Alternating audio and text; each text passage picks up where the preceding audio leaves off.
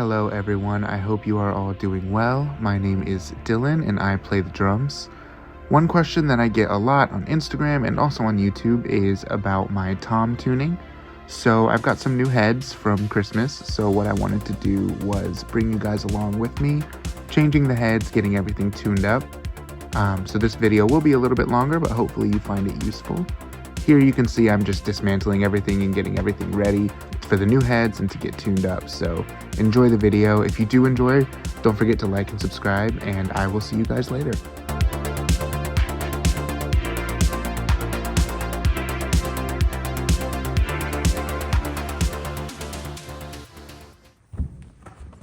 Okay, ladies and gentlemen, we have our drums, we have our Monster Energy, we have our drops by Tandem for muffling. We've got one drum key and I'm gonna find another one.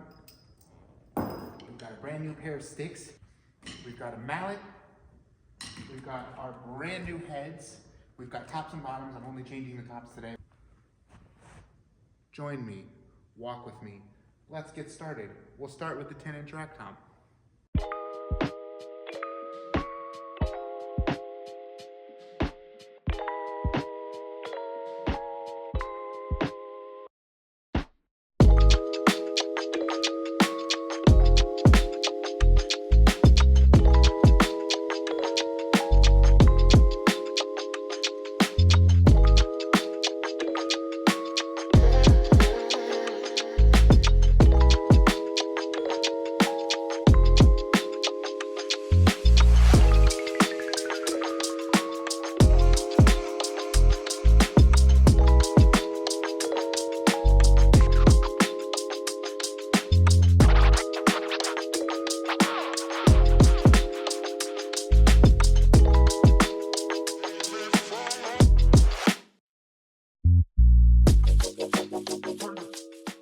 I have gone through the process on all of my toms, and so this is the bottom head, the drum is upside down, but all of the top heads are finger tight.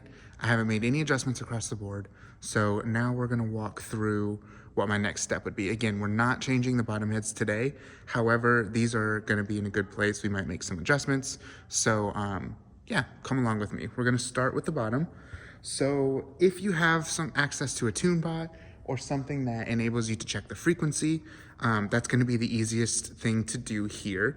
On my 10-inch tom, we're gonna start off with the frequency of about 150 on the bottom head and the top head. So with my toms, I like for the heads to resonate at the same frequency.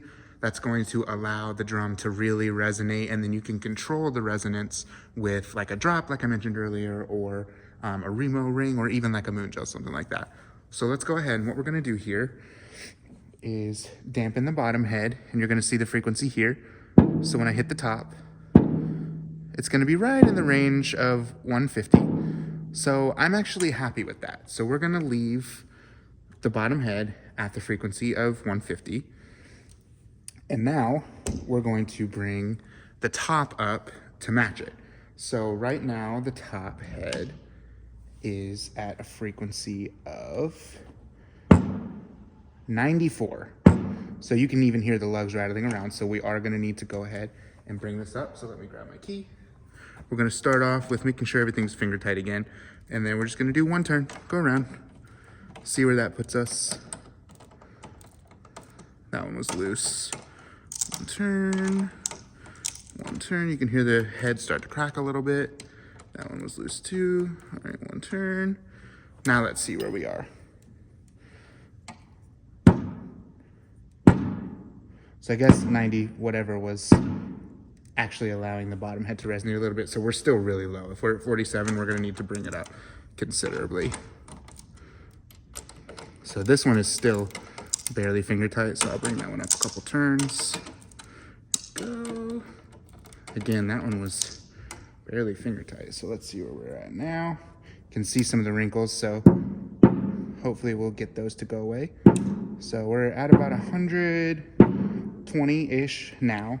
So because I can see wrinkles over there and I felt that those are a little bit looser, we're gonna bring these ones up and then leave the other ones where they are for right now.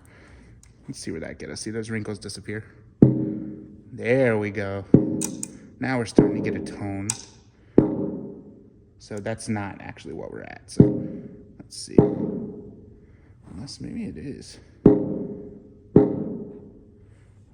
are you doing that? All right, so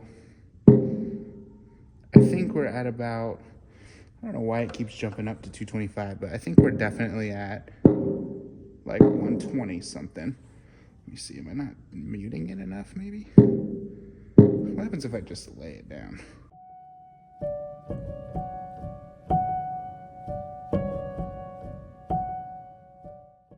All right, so the Tunebot started acting up a little bit, and I'm thinking that that may just be the world's way of telling me that we should do this by ear. So where we left off, I was like at 120, 130. I have brought each one up just about like a half turn. So we're probably close to 150. Let's just listen to the drum and see how it sounds. And with a stick.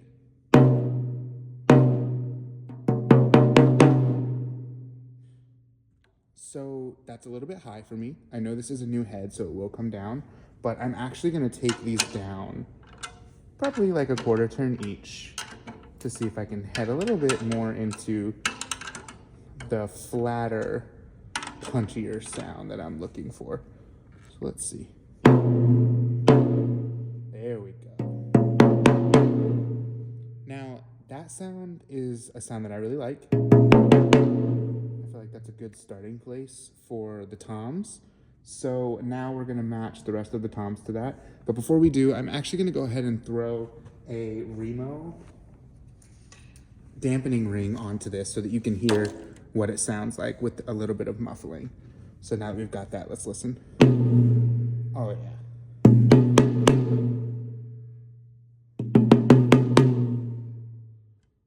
So I'm extremely happy with that. I think we're just gonna abandon the Tunebot. I'll put some Tunebot measurements in the description for you guys, but I don't know why it decided to act up like that. But yeah, let's go ahead and move on to the 12-inch tom. This one we're starting fresh, no Tunebot or anything. I've got the head on here, just finger tight as you can hear. The bottom is probably fine, but we'll make any adjustments as we go if we need to. So let's start working on the top. I'm gonna go ahead and take my key and just do a full turn on each lug. Now I know something that's like super controversial that I'm not doing here, that I'm probably gonna get a lot of upset comments about. I don't actually like go through each one and like pitch them to themselves. I just have never done that, and I don't really find that it makes that much of a difference. I keep everything relatively similar with how I'm like turning it, so that's what we're gonna do, because that works for me. I might go one more, because I'm feeling that the drum is gonna be too loose. Let's take it up one more. Let's take a look at it in the light, see if you got any wrinkles. You can see we've got some over here. So let's bring this up a little bit. I can feel that this one is looser than all the rest of them. And there go our wrinkles. So let's just see where we're at after that. Guys, I know it's ridiculous, but that is right about where I want this drum to be. That is like the Tom 2 sound that I'm looking for. Hear it one more time. With a stick.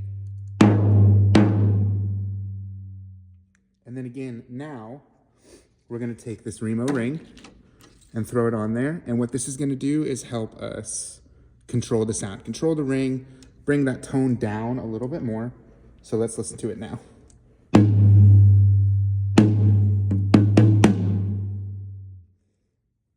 That sounds perfect, in my opinion. Let's hear what the 10 and the 12 sound like next to each other. Here's the 10. And the 12. That's a great interval, in my opinion, and then we'll finish it out with the 16. So let's hop over there. All right, so we've got the 16 here. Again, just finger tight, which sounds like a bass drum. I like for my 16s to be super low, super punchy.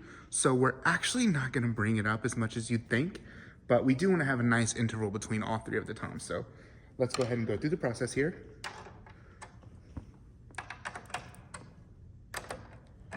Feel that one was a little bit loose.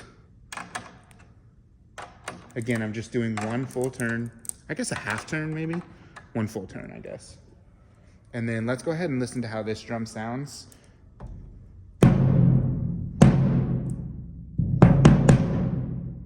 So I love the way that that sounds. Let's hear it again.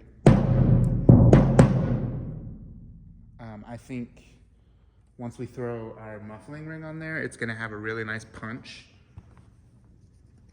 So let's go ahead and do that. And let's hear how it sounds now.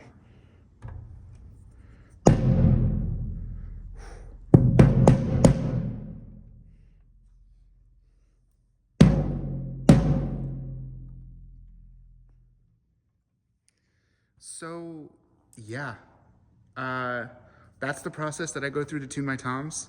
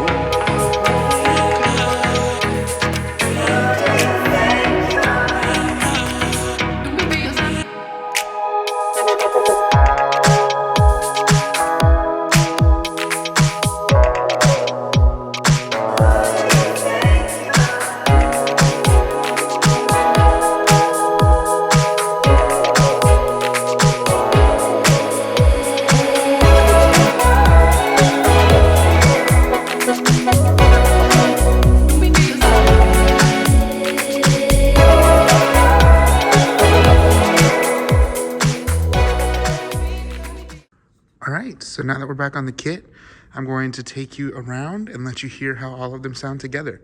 So here is the snare. The 10-inch rack. 12-inch rack.